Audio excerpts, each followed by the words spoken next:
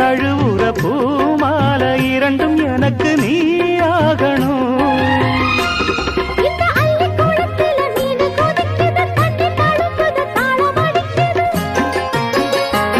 ஒரு முல்லை வானத்துல வந்து பறக்குது, பூவ திறக்குது, கள்ளை குடிக்குது.